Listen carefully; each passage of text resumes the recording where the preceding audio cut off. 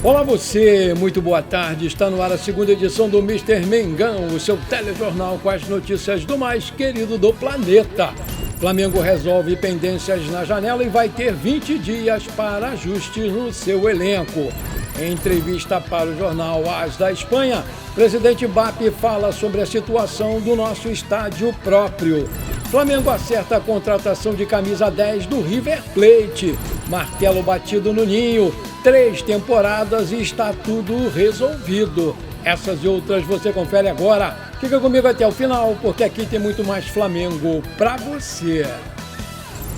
O elenco do Flamengo teve folga ontem e hoje se reapresentou no Ninho do Urubu às 15h30, horário de Brasília, para dar início à sua preparação para a partida desse domingo contra o Botafogo, lá no tapetinho do Nilton Santos, pelo jogo de mata-mata das quartas de final do Campeonato Carioca. O lateral direito Varela deve ser reavaliado pelo departamento médico do Flamengo porque sentiu dores no tornozelo e não jogou contra o Vitória. E o Luiz Araújo, com dores na coxa, também desfalcou o Flamengo contra o Inter e contra o Vitória, mas está recuperado e vem fazendo o trabalho com os fisioterapeutas do clube e tem tudo para reaparecer no banco de reservas nesse domingo.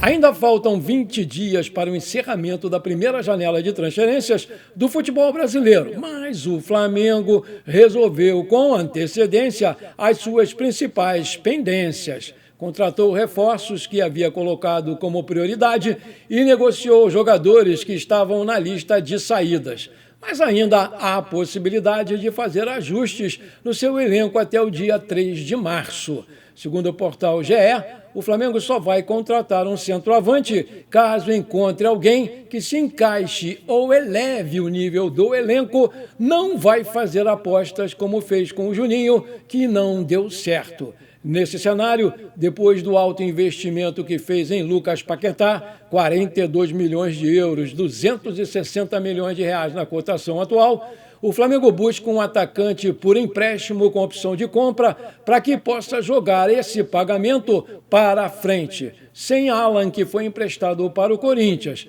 com o De La Cruz submetido a um planejamento de controle de jogos e com o espanhol Saúl Ñíguez entregue ao departamento médico se recuperando de uma cirurgia, o Flamengo estuda a possibilidade de contratar um reforço para o seu meio de campo. Ao mesmo tempo que reforçou o seu elenco, o Flamengo também fez uma barca e promoveu a saída de jogadores que estavam fora dos planos do técnico Felipe Luiz. A urgência era resolver as situações de Alan, Michael e Juninho, jogadores com salários altos e sem espaço no time, mas a solução não envolveu lucro. O Juninho foi vendido para o Pumas do México por 5 milhões de euros, 32 milhões de reais na cotação atual, mesmo o valor que o Flamengo pagou por ele em janeiro de 2025. Rescindiu com o Michael e entrou em consenso sobre um meio termo dos valores devidos ao atacante, que fechou com o Al-Ula da Arábia Saudita. O Alan foi emprestado essa semana ao Corinthians de graça, com opção de compra. O Carlinhos, que voltaria do Vitória, emendou novo empréstimo, dessa vez para o Remo, que, aliás, vem fazendo uma boa campanha nesse começo de brasileiro. O clube lucrou em outras negociações. O Vinha foi emprestado ao River Plate da Argentina por 500 mil dólares, 2,7 milhões de reais. O Vitor Hugo foi vendido ao Atlético Mineiro, 50% do passe, por 2,5 milhões de dólares, 13,4 milhões de reais. E o Iago foi vendido ao Orlando City dos Estados Unidos por 1,4 milhão de dólares, 7,3 milhões. A negociação que renderia o maior retorno financeiro para o Flamengo nessa janela ainda não aconteceu. O clube encaminhou a venda do Wallace Yan para o Red Bull Bragantino, na casa dos 10 milhões de euros, 62 milhões de reais à vista. Mas os paulistas voltaram atrás nesses termos, propuseram um novo parcelamento e o negócio está interrompido. As conversas continuam, mas o Flamengo só quer liberar o atacante se o Bragantino cumprir com a proposta anterior. Essa é a pendência que resta no que diz respeito às saídas do elenco do Flamengo. Maravilha, se você está curtindo esse programa, então não esquece, manda abraço agora no like para fortalecer o nosso canal. Se você ainda não é inscrito, bora lá, me ajuda aí, me dá essa alegria. Aperta o botão inscrever-se, aperta o sininho ali, dá uma hypada nesse vídeo e pronto, valeu, muito obrigado. O sonho do novo estádio do Flamengo vai ter que esperar mais um pouco. Essa foi a mensagem clara enviada pelo presidente BAP numa entrevista para o jornal espanhol Diário AS. O presidente voltou a frear uma empolgação sobre a construção imediata da nova casa e reforçou que a sua prioridade estratégica para os próximos anos é maximizar o uso do Maracanã. Para o BAP, o atual cenário econômico do Brasil, com taxas de juros elevadas, torna a construção da arena um risco que poderia sacrificar a montagem de supertimes. Segundo ele, o custo dos juros da obra equivaleria a perder contratações de peso anualmente. O presidente destacou a eficiência da atual gestão do Maracanã como o principal motivo para não ter pressa. Segundo ele, a margem de lucro do Maracanã saltou de 3% para 72% sob o comando do Flamengo, transformando o estádio numa máquina de fazer dinheiro. Aspas, o Maracanã é meu por 19 anos. Eu tenho 19 anos para esperar e ver se preciso construir um estádio ou não. Já tenho um estádio próprio para 2 décadas, porque tenho a concessão do Maracanã. Não vamos abrir mão dele. O BAP foi enfático ao questionar a lógica de investir numa nova arena se o modelo atual já é extremamente rentável, sem a necessidade de obras bilionárias. Imagine agora, se o novo estádio não tiver um modelo de negócio que gere ao Flamengo muito mais dinheiro do que o Maracanã gera hoje, sem que ele invista nada, por que eu iria construí-lo? A parte mais contundente da entrevista do BAP foi quando ele colocou na balança o peso dos juros brasileiros. Ele estimou que uma obra de 500 milhões de euros geraria um custo anual de 75 milhões de euros apenas com juros, valor que, segundo ele, pagaria quase 2 Lucas Paquetá por ano. Toda escolha implica numa renúncia. Se eu decidir construir um estádio, certamente não haverá Samuel Lino ou Lucas Paquetá, mas poderei ter um estádio novo. O objetivo é ganhar dinheiro, destacou lá o BAP. O presidente deixou também claro que não está disposto a sacrificar a competitividade do time em campo por uma obra de tijolo e cimento nesse momento. Eu não posso comprometer o futuro da nossa equipe para construir um estádio que é um projeto de 50 anos.